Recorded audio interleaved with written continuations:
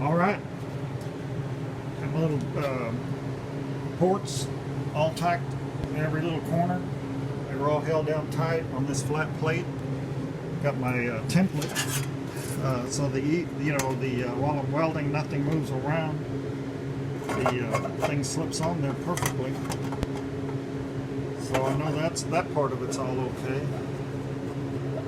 And I'm going to go ahead and take it over here. Kind of warm. Take it over here and set it on the motor, and then I'll show you. Better put my glove on because it gets hot. Let's go over here. Put this on the motor. You can see I've already got one bank done, and we'll go ahead and put this. Set it down here like this right here. Slide it in place, get the holes lined up.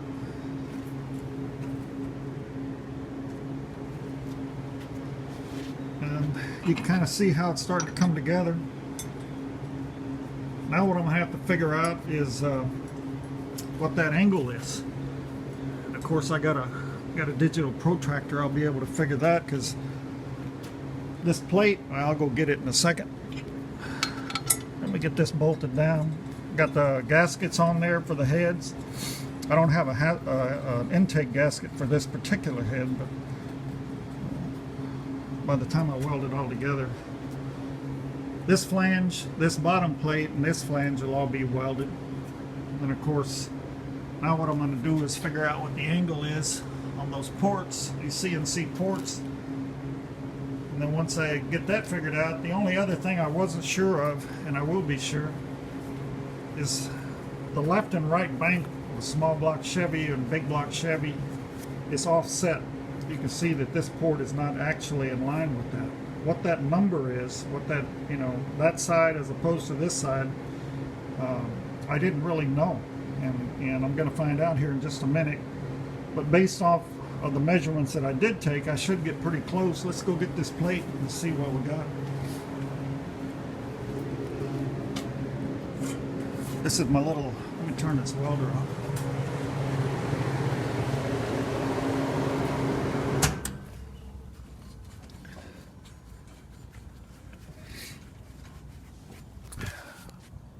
Just about out of argon too. Welding those two sets of headers up.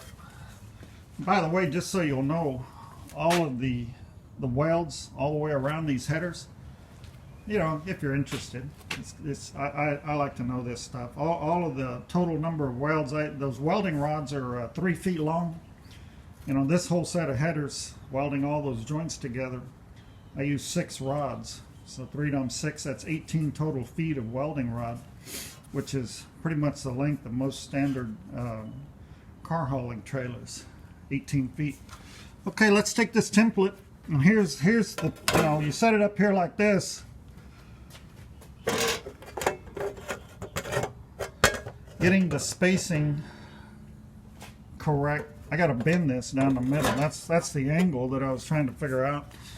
You can see I put some little notches, because the calculations that I did make, this is going to be bent in the middle so that one side follows this side and one side follows this side. But the thing I wasn't sure of is if I have the spacing. Until I bend it, I won't know absolutely for sure, but based on what I'm seeing right here, it's fairly darn close. I may have to go back in the program and move this over a little bit and this over, so once I know exactly what that offset is, well, then I'll know forevermore. At least with this type of head anyway. But what will happen is this will get bent, and this will form the base for the plenum, where the carburetor gets set up on top of it. And that's my plan.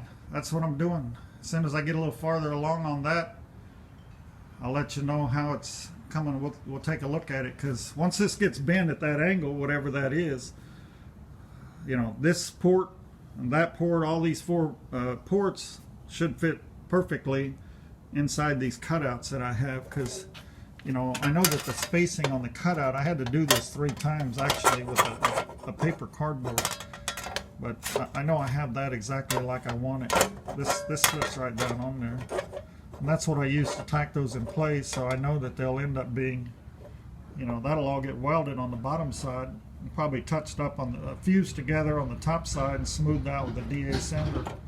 So, you know, that's what we got.